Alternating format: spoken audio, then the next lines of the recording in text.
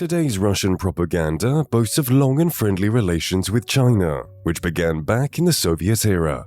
One can hear the thesis being voiced that if the USSR and China were to attack America together, they would take over the world. Yet this statement is far from the truth, as there was a lengthy conflict between these two communist regimes, caused by both ideological differences and the sheer power struggles in the socialist bloc. The conflict lasted for decades and almost led to a large-scale war between the two nuclear socialist states. The confrontation culminated in a dispute over the Damansky Island, now Zhenbao Island, a 470-meter-squared piece of land. It's quite small in size compared to the total area of the two countries, but extremely important in the development of Sino-Soviet relations. The small conflict over a small island has changed the world for years to come.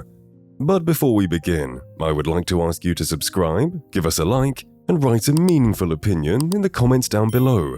This all helps to promote, as you say in your comments, top quality content. We're very pleased to see your excitement about it. The sponsors who support us with donations to cover our video production needs are even more appreciated. You can also become our sponsor here on YouTube or on Patreon or buy me a coffee.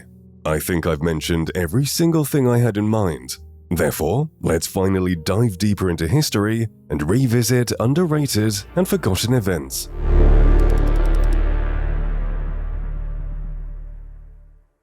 In order to get a better grasp of the conflict's causes, we need to go back a little bit in time, of course in the good old-fashioned tradition of our videos. This time, 100 years ago.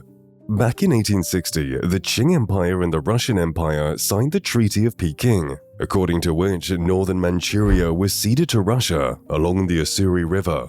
A new border between the two countries was established along this river. Normally, river borders divide the river in half between the two countries, but the Treaty of Peking did not specify the status of islands on the rivers where the new border runs. Damansky Island emerged as one of these disputed islands. In fact, it was Russia that controlled most of these islands, causing the following events. The middle of the 20th century. China and the Soviet Union are both drowning in their own madness. Mao conducts his so-called Cultural Revolution, during which China accuses the USSR of abandoning the principles of Marxism and Moscow's transition to social imperialism. You see, those changes in the political vector and the Cultural Revolution itself were in fact driven by internal changes in the Soviet Union itself. Think of them as consequences for the death of Stalin, of whom Mao was an ardent supporter. At least he declared his commitment to his ideas. The extent of his love for Stalin is debatable. Anyway, the USSR was going through a power struggle within the country and a change in ideological orientation after Stalin's passing, something that the sunny-faced China comrade Mao doesn't really like. What he doesn't like even more is the criticism of Comrade Dugashvili's cult of personality and totalitarian methods that was suddenly condemned by his successors in the USSR soon after his death. Mao is not very pleased with the situation. He sees it as a threat to his own power, since at that time, the USSR was the center of the communist world movement, and almost all socialist camp countries looked up to it. And therefore, sooner or later, Mao might be asked to do something, like destroy his own cult and go for liberalization.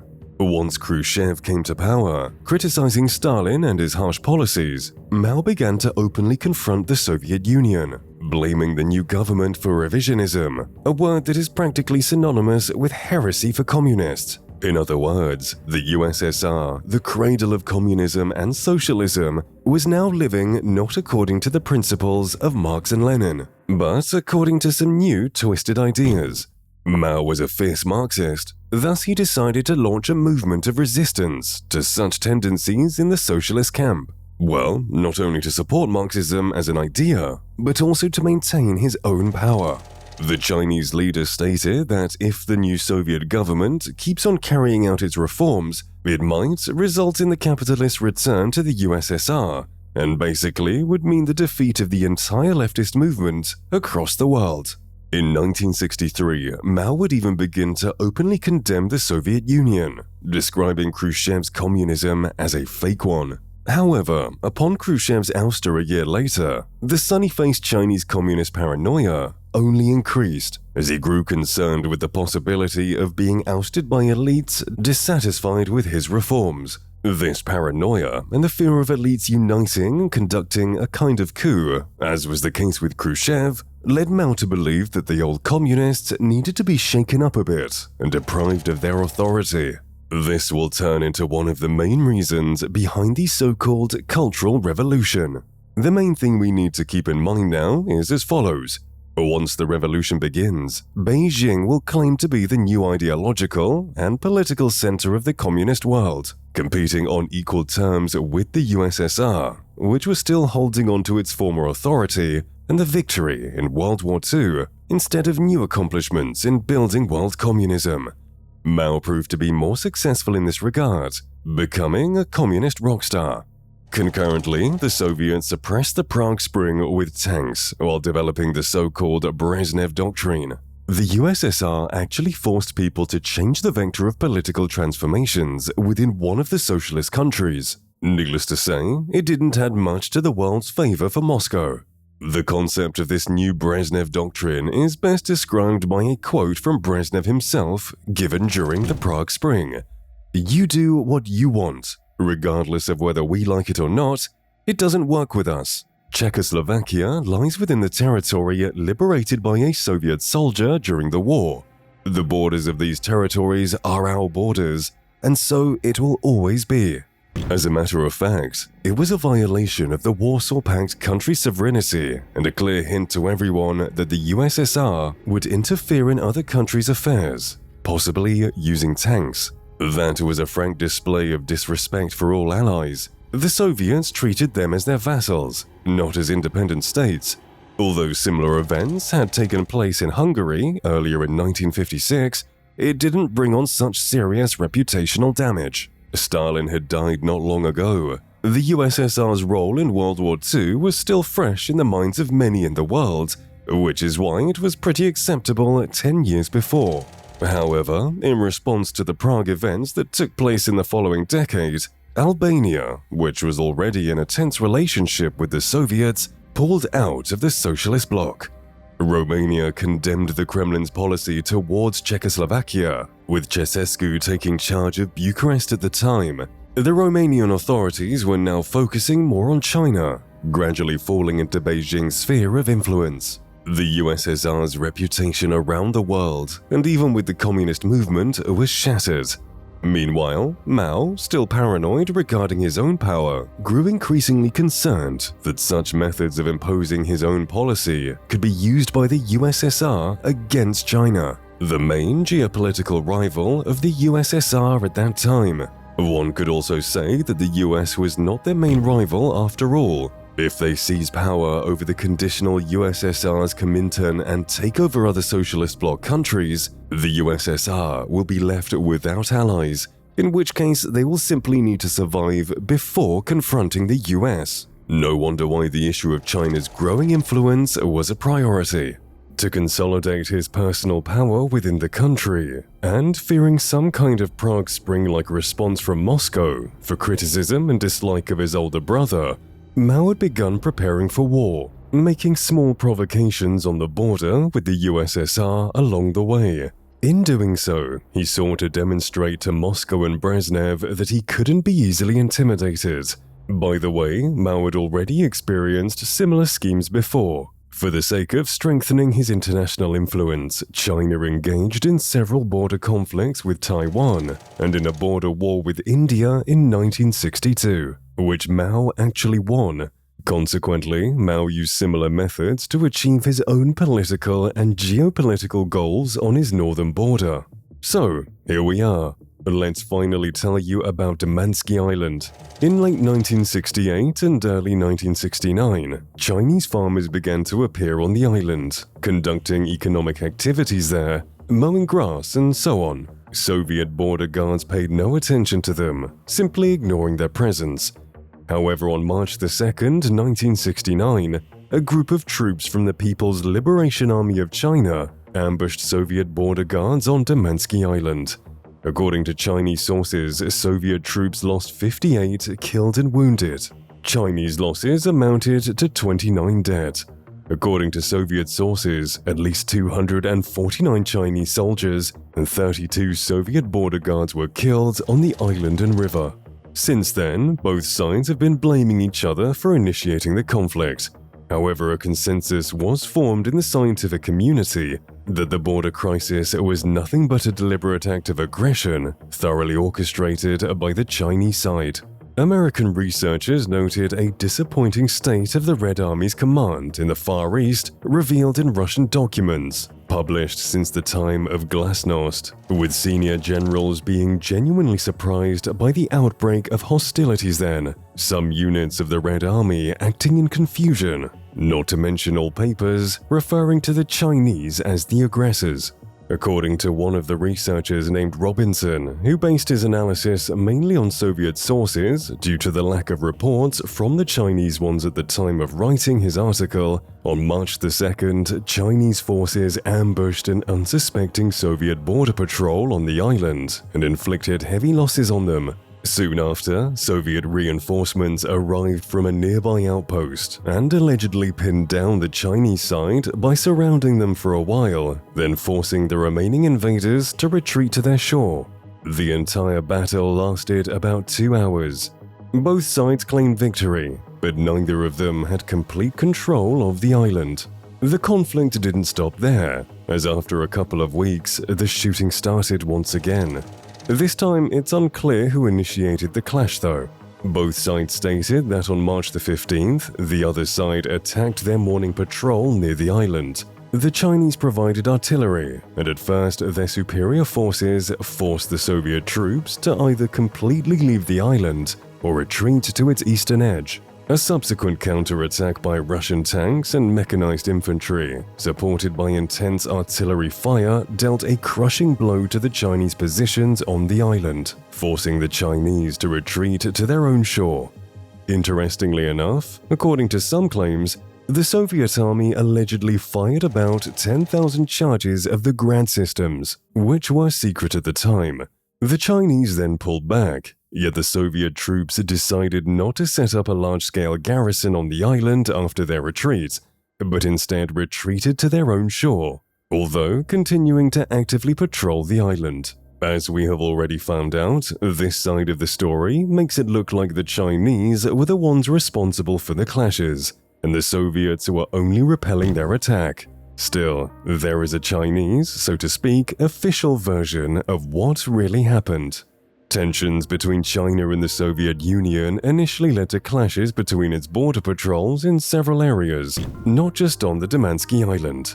So, on December the 27th, 1968, 2 months before the first clashes on Damansky, several Soviet APCs arrived on Zhenbao Island, where Soviet soldiers used sticks to beat Chinese soldiers.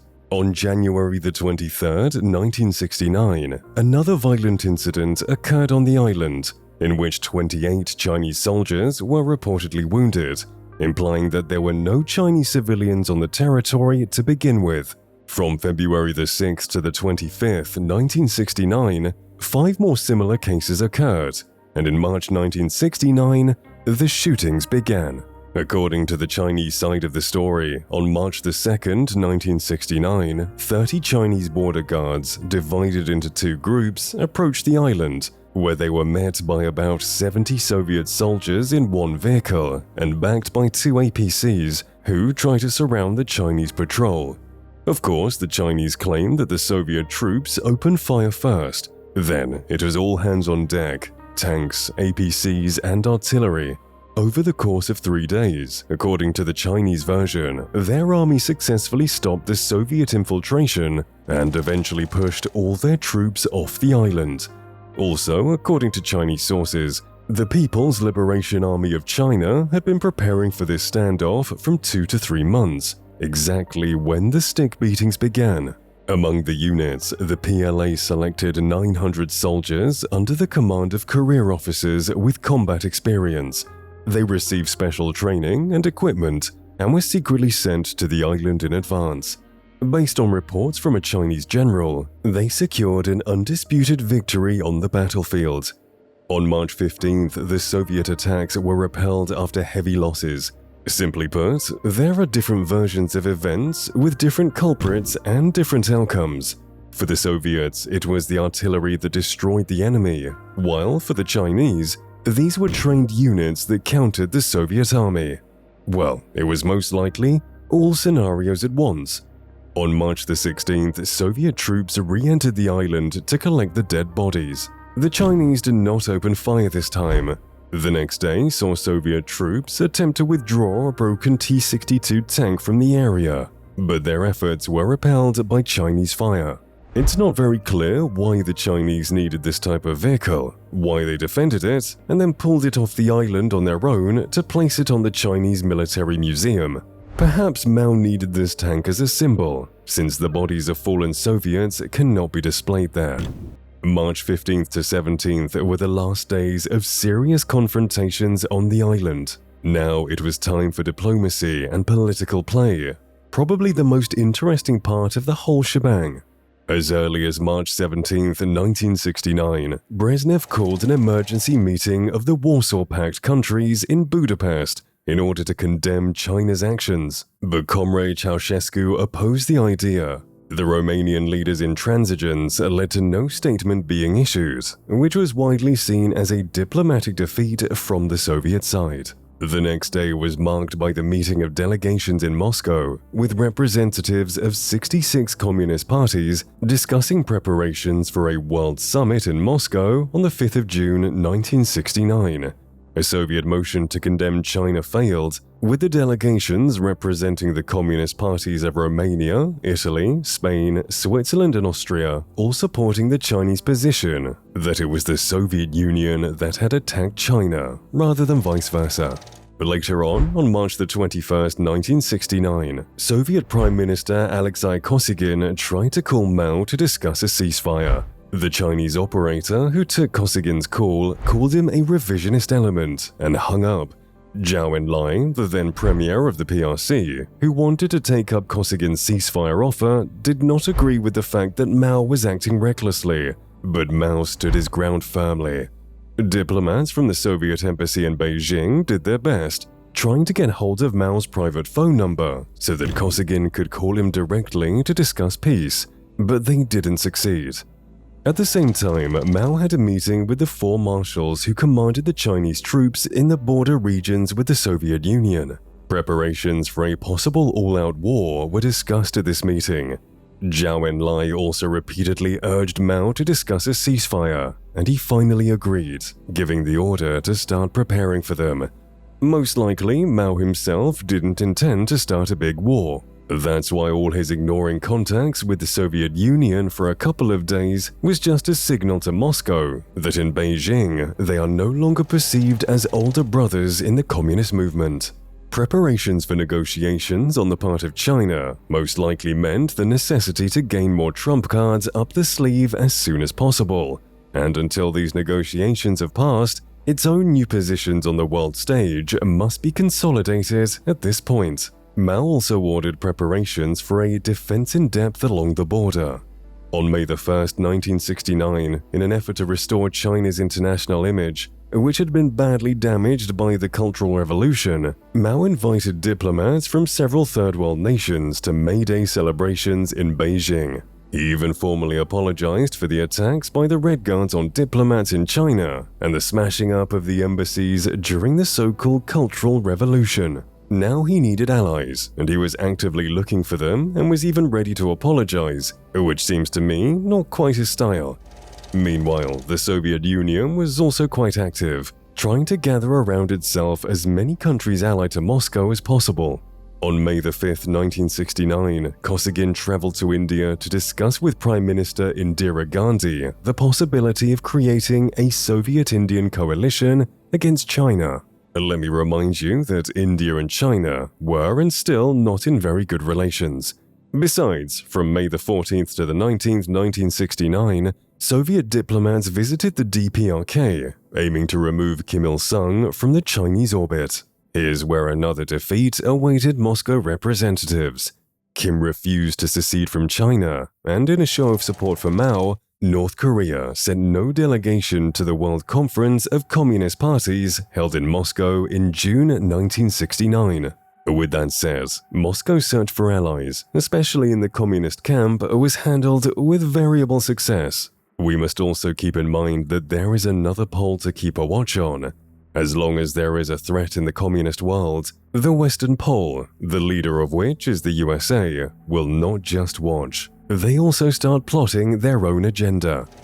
On June 17, 1969, US Senate Majority Leader Mike Mansfield, who had long been an advocate of normalizing American relations with China, wrote a letter in consultation with the White House that urged Mao to allow him to visit China and to meet with Mao to discuss measures to improve Sino-American relations. The letter was sent to King Norodom Sihanouk of Cambodia with a request to pass it on to Mao, as there was no direct contact between the two countries. On July 26, 1969, Mansfield's letter had arrived in Beijing. The Chinese reply was harsh, with General Secretary Zhou Enlai giving a speech accusing the US of aggression in Vietnam and of occupation of Taiwan, which Zhou asserted was rightfully a part of China.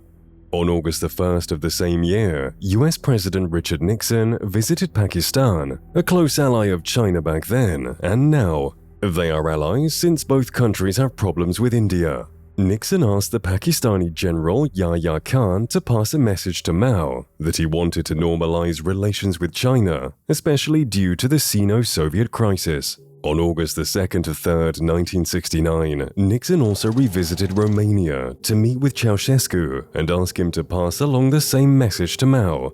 Ceausescu agreed to do so because, as we've already discussed, he favored Beijing more than Moscow. All this time, while the countries were looking for contracts with new allies and re-establishing contracts with old ones, the risks of a major war between the USSR and the PRC didn't vanish, despite the fact that active direct clashes no longer took place.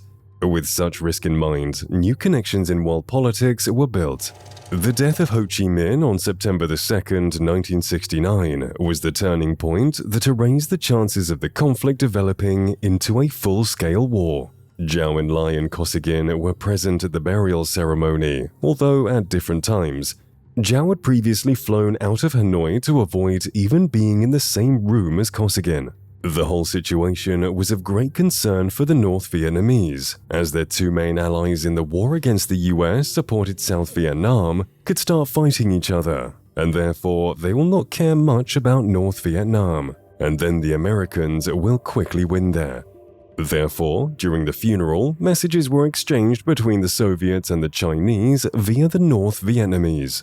After Kosygin attended Ho Chi Minh's funeral, his plane returning to Moscow was refused permission to use Chinese airspace and had to land for refueling in Calcutta. In India, Kosygin received word from the Indian government that the Chinese were still willing to discuss peace, prompting him to fly to Peking. On September 11th, 1969, Kosygin stopped in the Chinese capital for talks with his Chinese colleague, Zhou Enlai. Interestingly enough, the meeting took place at the airport, which demonstrated the still cold relationship, as if the meeting took place at the house entrance. No tea for the dear guests at this time.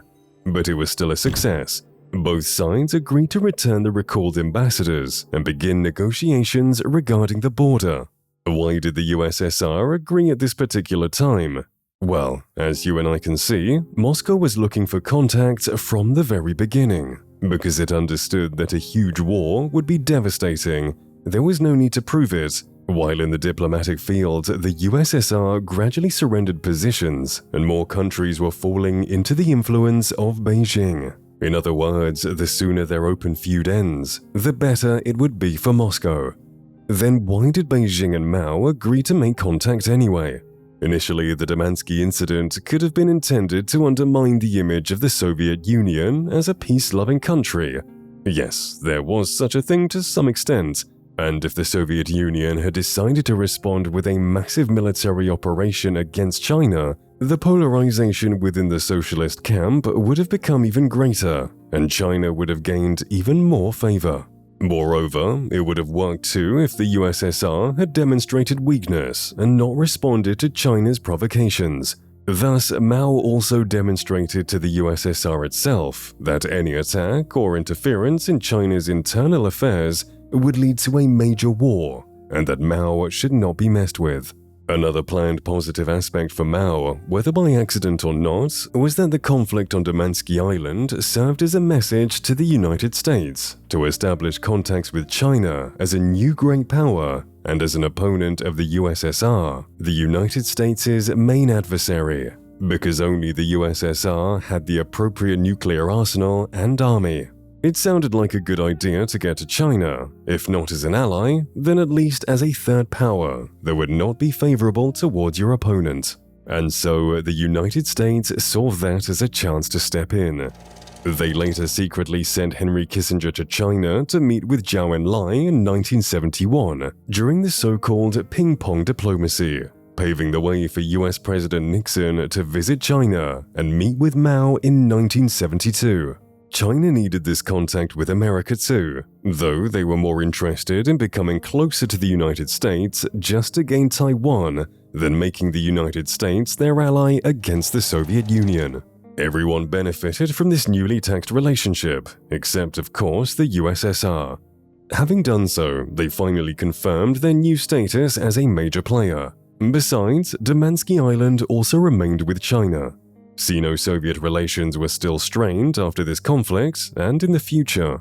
At the same time, a massive militarization was picking up steam within China.